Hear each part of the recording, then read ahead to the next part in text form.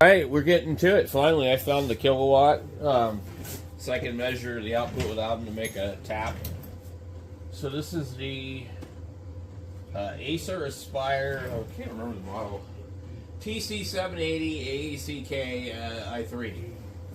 So anyway, it was an i3. The core swapped it to i5, and I had a noisy power supply in it. I thought it was the CPU fan. Usually if you just go, it goes away. Okay, so let's see, it's pulling very low, 32, 30, 34, 31. It's very efficient. Let's see here. Very, very good. That's the kind of computer you want to use. It's something that just pulls very little. If you watched my video with the other computer the other day, the OG i7, I think it's a i7 950. That thing was pulling like 230, 250 almost watts. With Cinebench running. This is pretty stable at like 30, 35. I haven't even seen it hit 40, but it might. But I guarantee you, we put a video card in this thing in a different power supply, and it will change. I don't know how much it'll change. Oh, we hit 40. So, due to the scarcity of DDR4 RAM, guys, I don't even know that it's a good idea if you're building stuff like what I do to even bother with the DDR4 machine unless you already have some, because you're not going to go on Amazon and order DDR4 RAM right now. And I don't really think that's going to change, because I think it's if you watch other people and what they think, I think it's basically AI. In case you didn't know, the brand Crucial that makes tons and tons of RAM, owned by the company Micron, has exited the consumer RAM industry, or at least gotten rid of the brand Crucial. So you're not going to be buying Crucial RAM anymore. I've got some over here, but I've never personally bought anything from them new.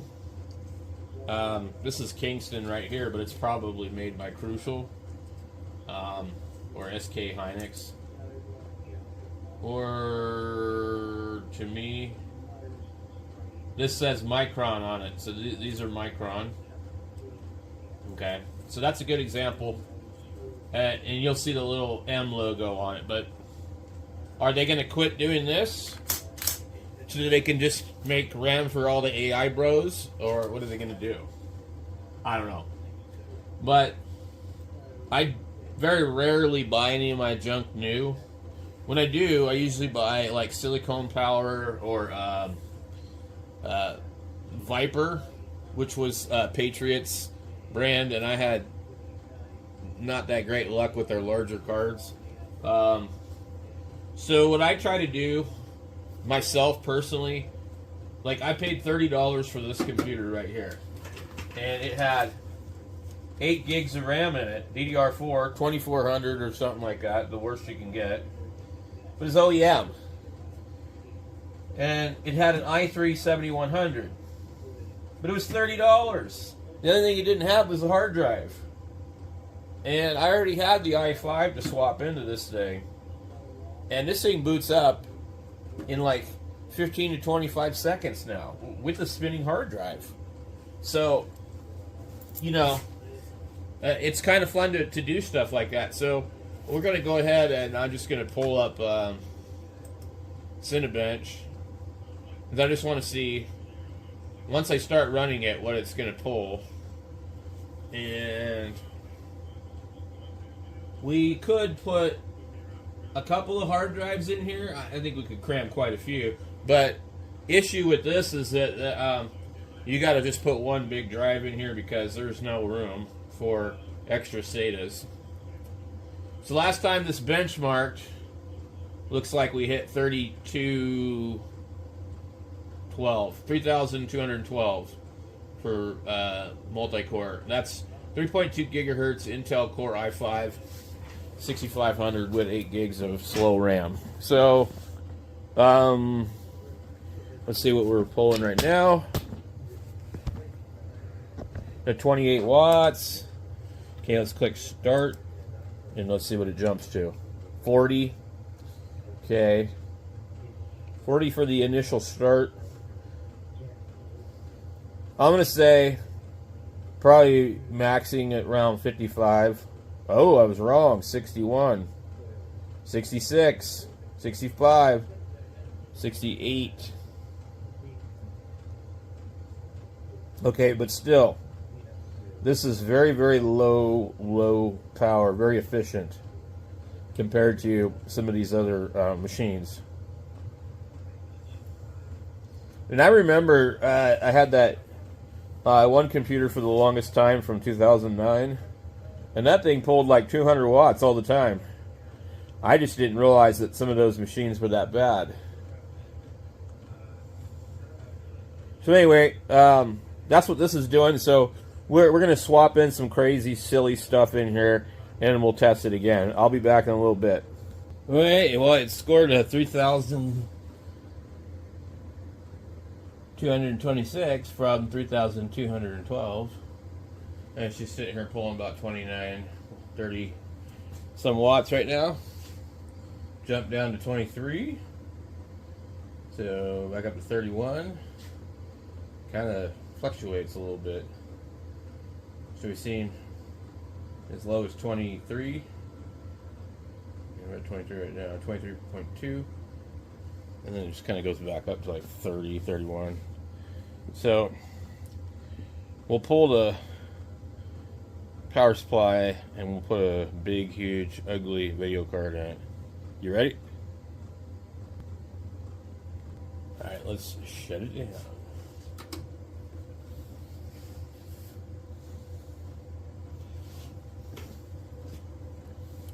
So this should be fun. I'm probably not going to leave it this way because I don't think it'll be very efficient.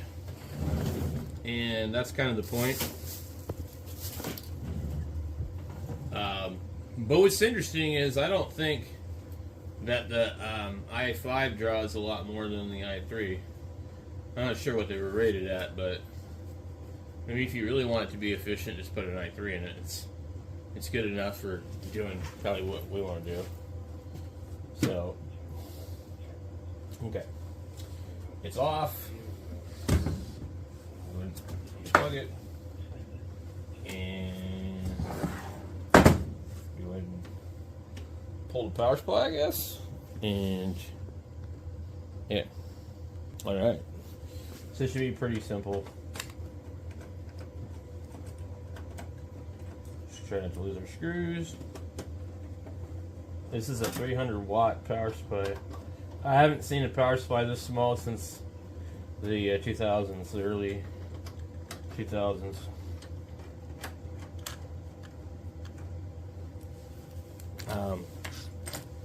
Okay, 2, 3, 4. Some sort of piece of chrome came off there. Okay, this doesn't even have a switch on it. So now we got to get in here, and the zip tied part of this here, we're just going to go and we get in here. I like to save the zip ties. What I do is I take, see if I can show you. I usually, unless I'm in a hurry, I'll grab that little tab right there. I'll take something like a razor knife and I'll get right in behind it.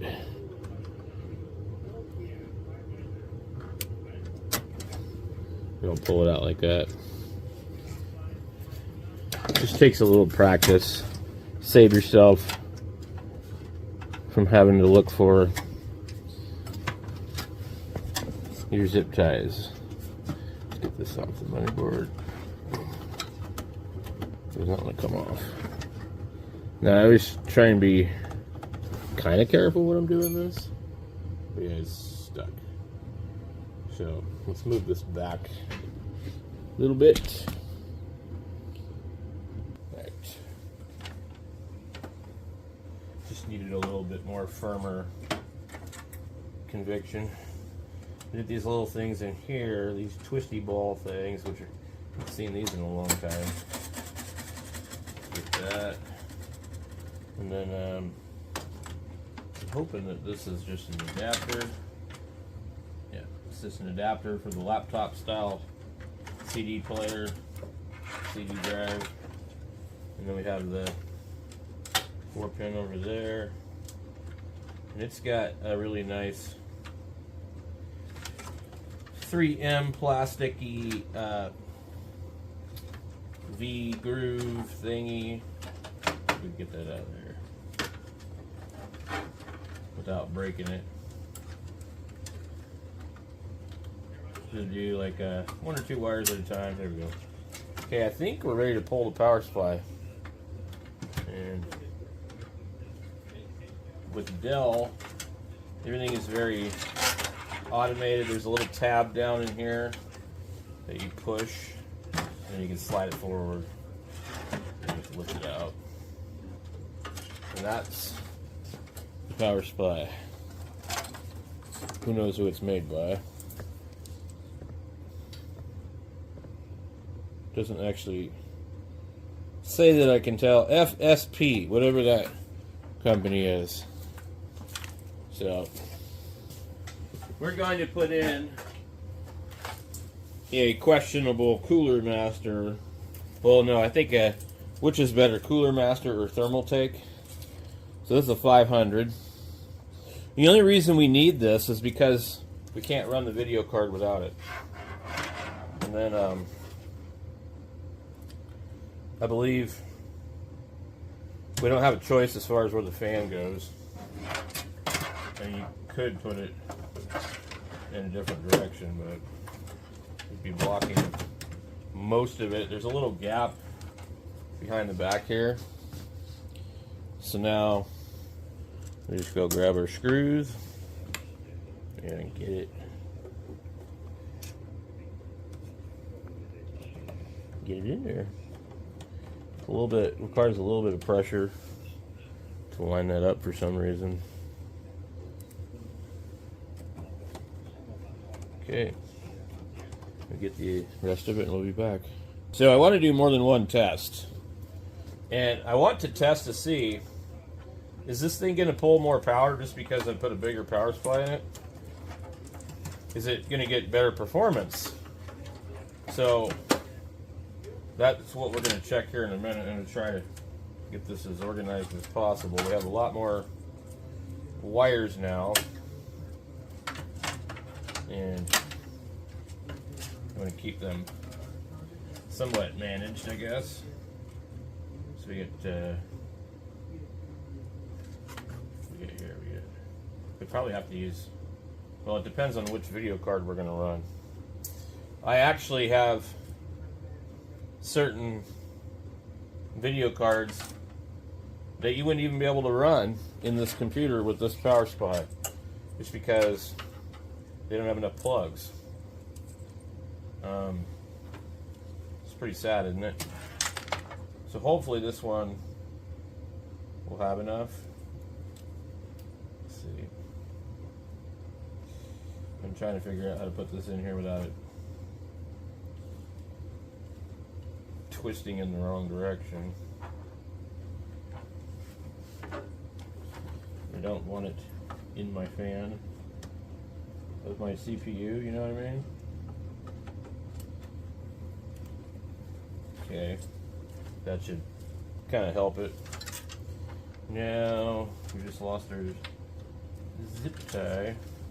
We'll deal with that later, because we may not be leaving this in here. So this is 3, and this is 4. We'll have to go look at my video card. So my video requires 3, but like the other computer I was just looking at, requires 6. So we wouldn't even be able to, you wouldn't even be able to use this type of power supply on some of these. So we'll just use this one here for the computer, for the motherboard, since it's separatable. We'll go ahead and move this over there.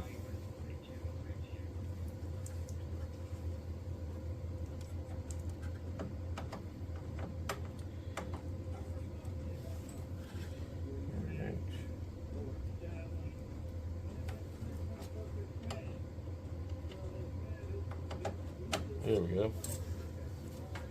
Okay. And I guess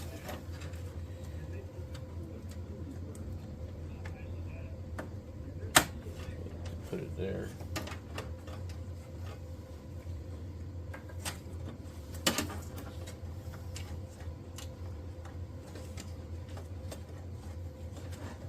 I like to be careful with these. Sometimes it is just possible, not likely, but it is possible to short something out. Okay, hopefully that one will be long enough to reach when we need to put that in there. So right now, it's got Molexes on it too. Got that there, so then we could put another drive probably right here, and a fan off the Molex if we wanted to. And then we got this one here we can use to power our CD drive. And then the other one is extra, so we're just gonna shove it up in here. This was actually designed to run an older computer that still had a floppy. So suddenly doesn't look as clean inside of here, but whatever. And now let's test it and see how does it do with a different power supply. Is it going to draw more power? Is it going to work better? I don't know. I'll have to see. I think it's going to draw more power and it might work better. See what we're drawing. Oh yeah, we're already way up there. 54, 60, 62, 58, 62, 45, 54.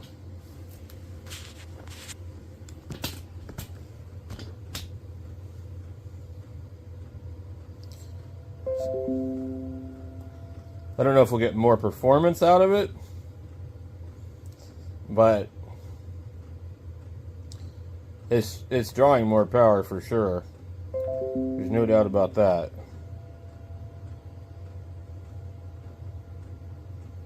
In fact, it's drawing about 20 or 30 watts more.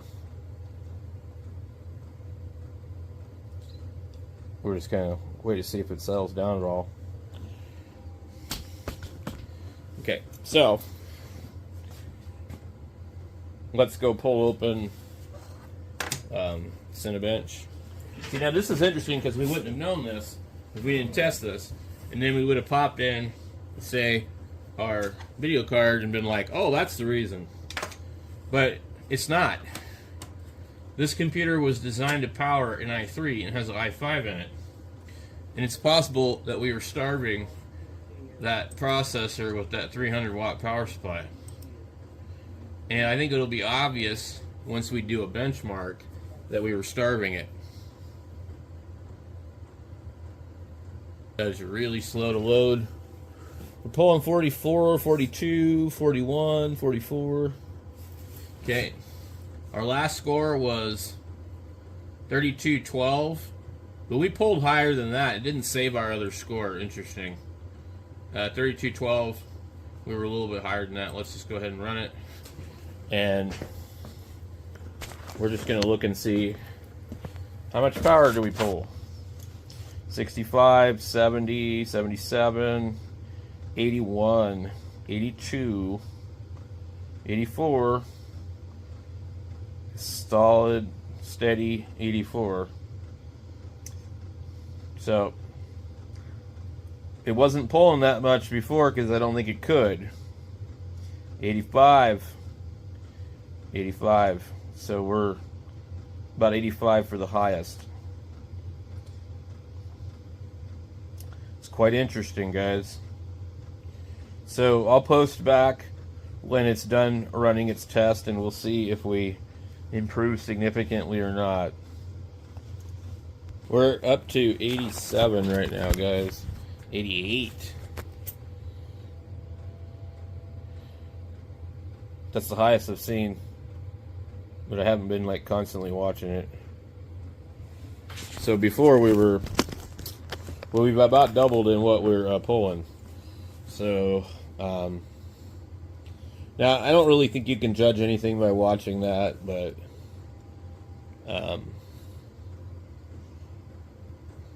if it's really bad, it will, you know, render pretty slow. I'm not really sure how they do their tests, because you would think this would be GPU dependent. So it already ranked us higher than where we were. You can see right here to put us above that last one, but we were above it the other test too. So we'll see what it does. It does seem like it's moving along quite a bit snappier.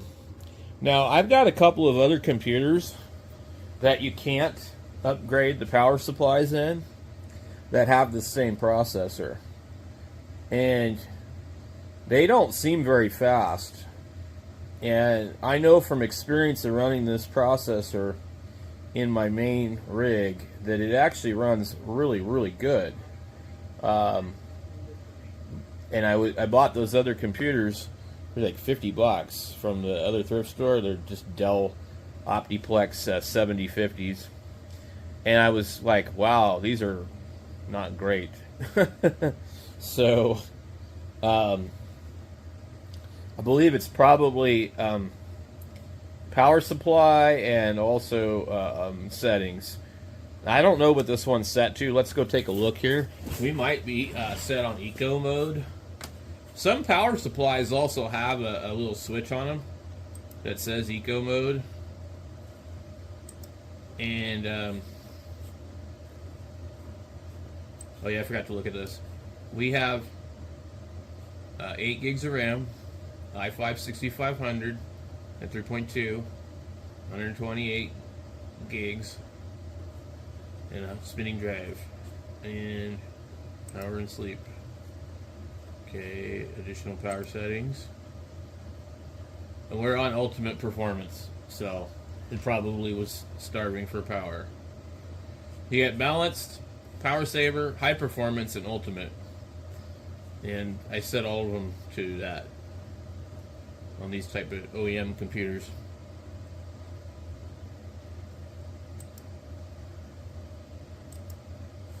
So we'll be back when this thing's done. Okay, so we got a little bit more performance out of it. 3372. Last time was like 3260 something. Anyway, it wasn't a huge difference.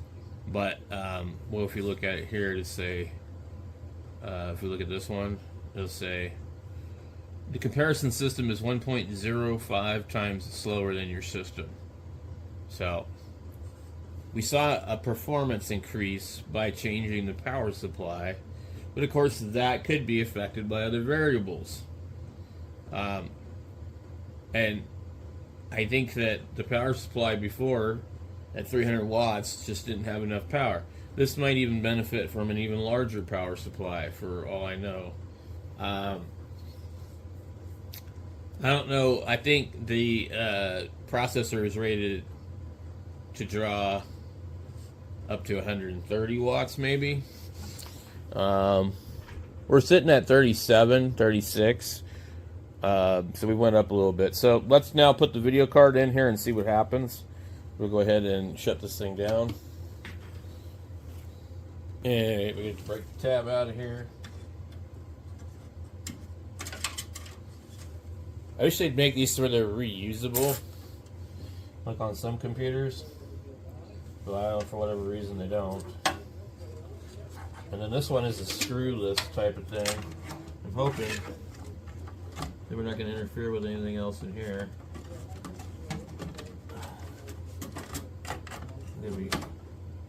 Why is it? Get that off.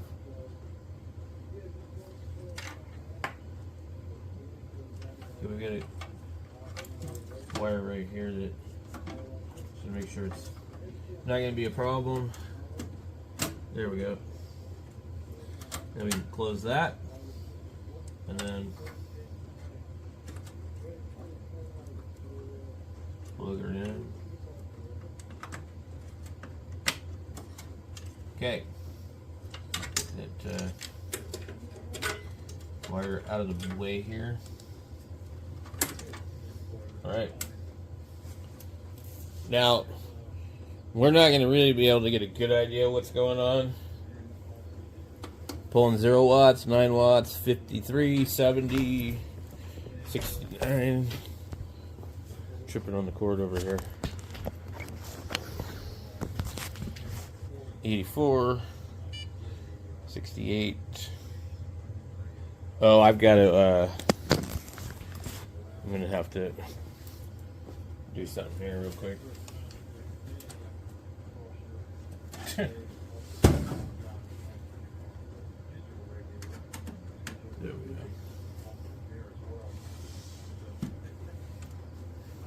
We'll probably have to reboot it a few times.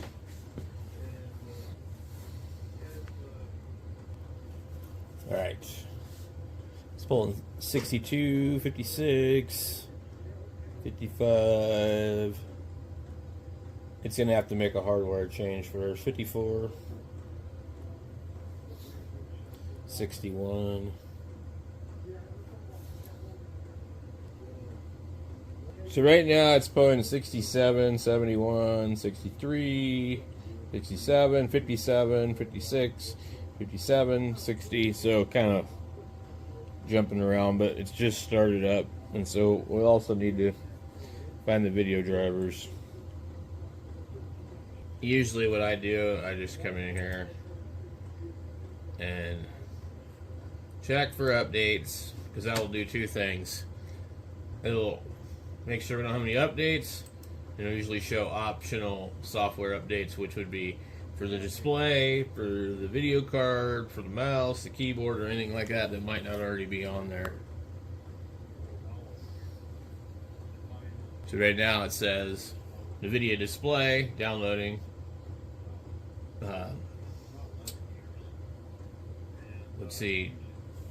This is a GTX 750 Ti OC. 2 gigabytes of, I think, GDDR5. I'm not sure though. 32%. We'll come back when it's done. It's also worth noting while it's downloading, it's only about 60%. Or, excuse me, 60 watts. Alright, we're pulling about 47 watts. We're going to go ahead and call it good. Now we're going to do performance. We have all the, oh, it actually added the NVIDIA control panel and the AMD catalyst. Oh, why is that in there? Okay, so this is a NVIDIA. Wait. No, it's not. Hold on, guys. Oh yeah, no, it's a NVIDIA. Why does it say NVIDIA AMD Catalyst? I don't. It looks like it's a little strange here, guys.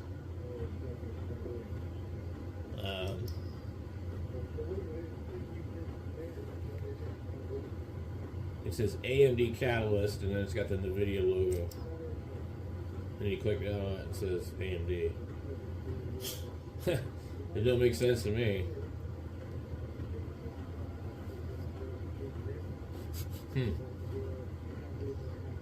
We're gonna give it a reboot. Alright, we get, it shows up here in NVIDIA GeForce GTX 750 Ti. Anyway, so we're gonna still reboot it. Boy, that's a crazy picture. I wonder where that's at. Almost looks like footprints. Whoa. Sardinia. Pretty cool. Okay, we kept having problems with this thing, and I don't know if we're good to go or not. Just open the NVIDIA app and see if it works. I went to the NVIDIA website and just downloaded the app. The what they call Always Up to Date app. And this computer's still been kind of like pulling other updates. While we're doing that, let's see if we can check for updates here. Make sure everything's current. Because the problem is, when you have updates that are pending, the performance of the computer will be significantly problematic. You'll see strange behavior, low scores on Cinebench. Okay, so I don't really care about that in the video. Done. Okay. Scanning for programs.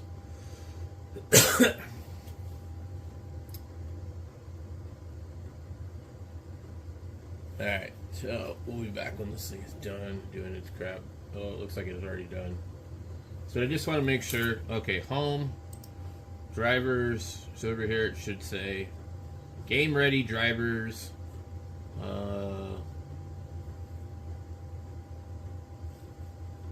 There's a reinstall.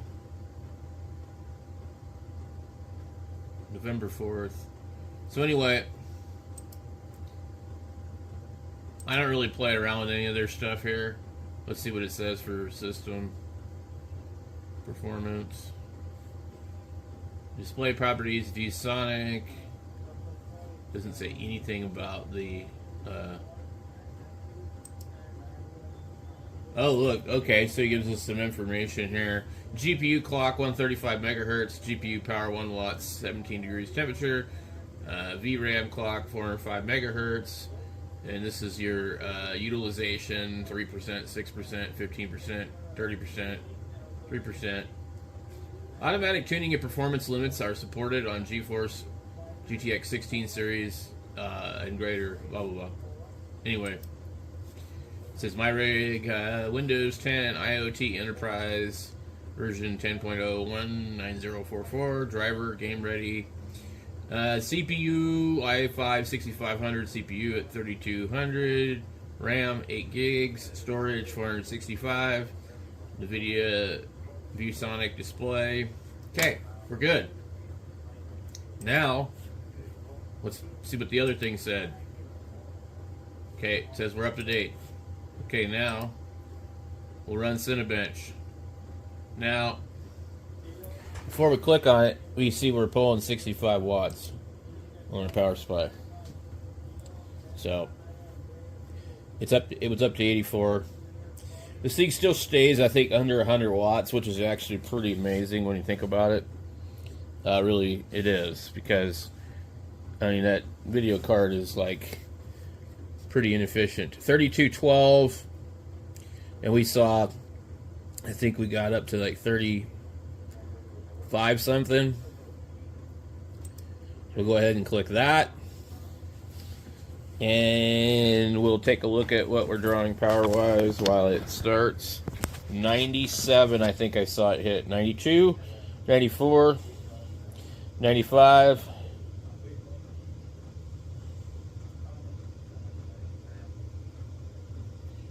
95. Now you got to remember, when you have something like this running all the time, especially if it's like an old one that runs like 200 something watts, or something like a server that runs 200 or 300, 400 watts, it's like running an air conditioner, okay?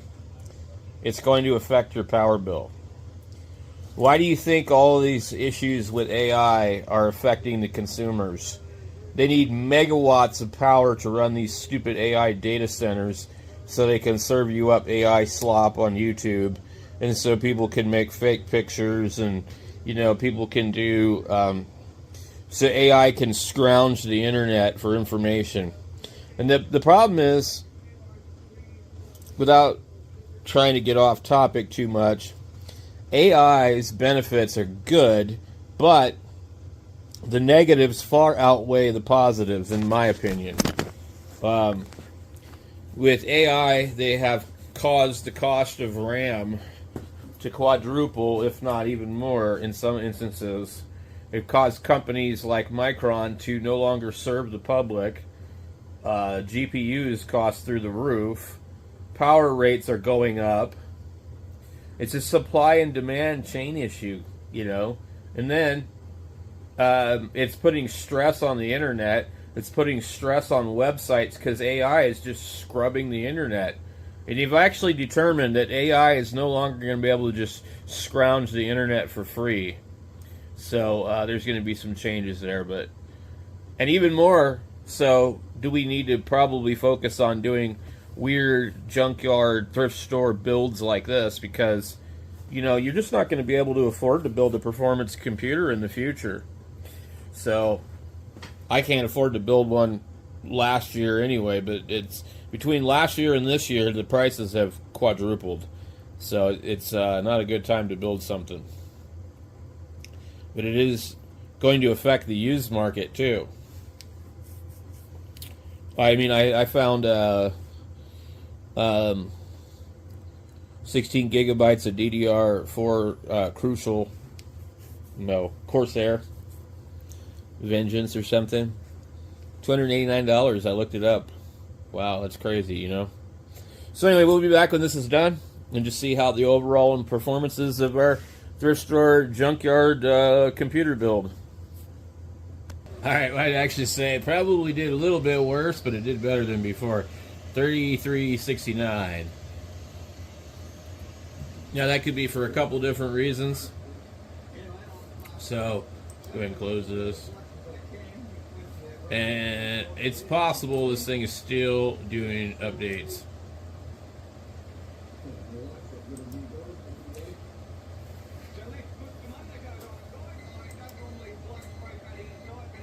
Alright.